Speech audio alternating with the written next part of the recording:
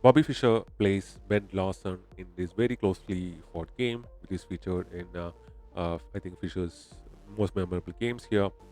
So this is the King's Indian opening here, and it's the King's Indian defense that is being played here, and basically it's the normal variation of the King's Indian defense. And after this pawn push here, basically. Uh, Basically, white controls all these central squares in exchange because black was basically giving up. Fischer is giving up central control for this King's Indian defense opening here.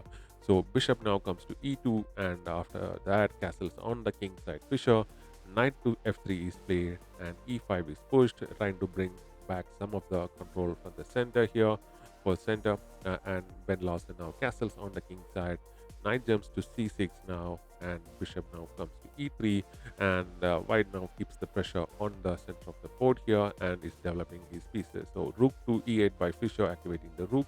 After the pawn is captured, the d pawn captures the e4 pawn. The pawn is captured back by the d pawn. Queens are now exchanged, and knight captures back here. So you cannot capture back with the rook because this pawn will fall. So this knight backward jump was forced here, and now knight jumps to b5 here, threatening capture this particular piece and one of the rooks as well. So the knight jumps back into the game, into the e6 here, protecting this pawn here, and knight to g5 is played here, trying to capture this knight so that you can play this particular move here. So rook now comes here to e7 now. So in case of a capture, this pawn is still safe from this particular knight of white, and rook to d1 is now played by white here. So into this open d file here, pawn is pushed to b6 here, allowing to fianchet this bishop and also to push the pawn here on c5. And c5 is pushed by white first, not allowing Fischer to push the c5 and to place his knight here. And if you capture it, you'll have this fast pawn into white camp basically. So knight now goes ahead and captures the pawn here, and rook places the check here. So bishop covers the check, and this pawn is captured back by the knight here, because you can do that, because if you capture it, this particular the bishop will be gone here. But you're forced to do that. This particular bishop was double attacked, so you had to capture here. And once you do that, the bishop get captured back here. So the position is still even material wise, and king now gets away to g7, unpinning this bishop of Fischer here, and pawn push to f3, and knight jumps here to e8 here, trying to bring the knight here and attack the rook here. So pawn push to a3, getting ready to push here b4 and attack the knight, and knight now to d6 by Fischer, attacking the rook here, and rook goes to d8 now. Pawn push to h6 hits the attack the knight, and knight goes back to the early square. h3, and knight to e6 again plays and attacks this particular rook here, which do not have much squares to go to, because all the escape routes are blocked by Fischer here. So rook to e8 is now played here, and this rook is now exchanged off, and Fischer's knight again comes back into the back line. Now bishop to b5 is played here, and a knight jumps back here, attacking the bishop, and bishop now drops to f1, and knight goes to b7, reorienting the knight, and knight to f2 by white here. Bishop now goes to c5, countering the dark square bishop. Once the bishop is exchanged, knight comes into the game by capturing on c5, and rook to d1 onto this open d file. Fischer's rook is slightly misplaced here, so pawn push to h5 is played by Fischer, and rook comes to d5 now, and attacking this particular pawn. So king comes up the board to f6, protecting this pawn, and this pawn push secures this pawn structure for Fischer here. So h4 by white, and king comes here to e7, and bishop now goes to c4 now. Pawn push to c6 hits the rook here, and after that, this particular uh, rook goes back to d2, and knight comes into the center of the board to d4, and king of white slowly starts to come off the board.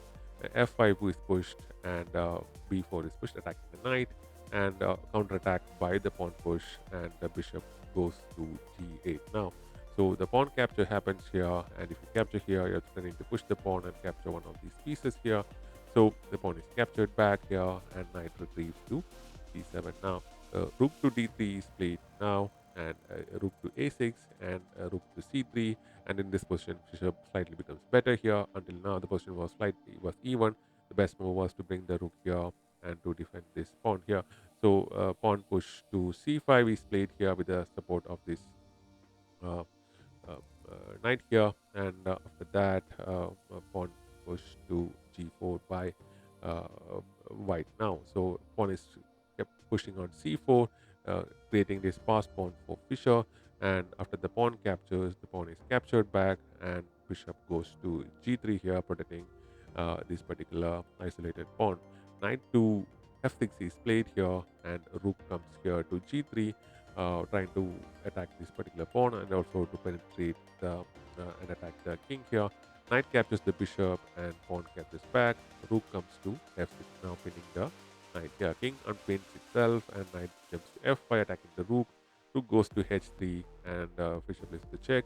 And this move f3 is a mistake, and in this position Fischer is better because this allows knight to jump to d4 and king moves to e3 and rook goes to g2, attacking the knight, and rook goes back to h1 here because this pawn here is in trouble, and king comes up.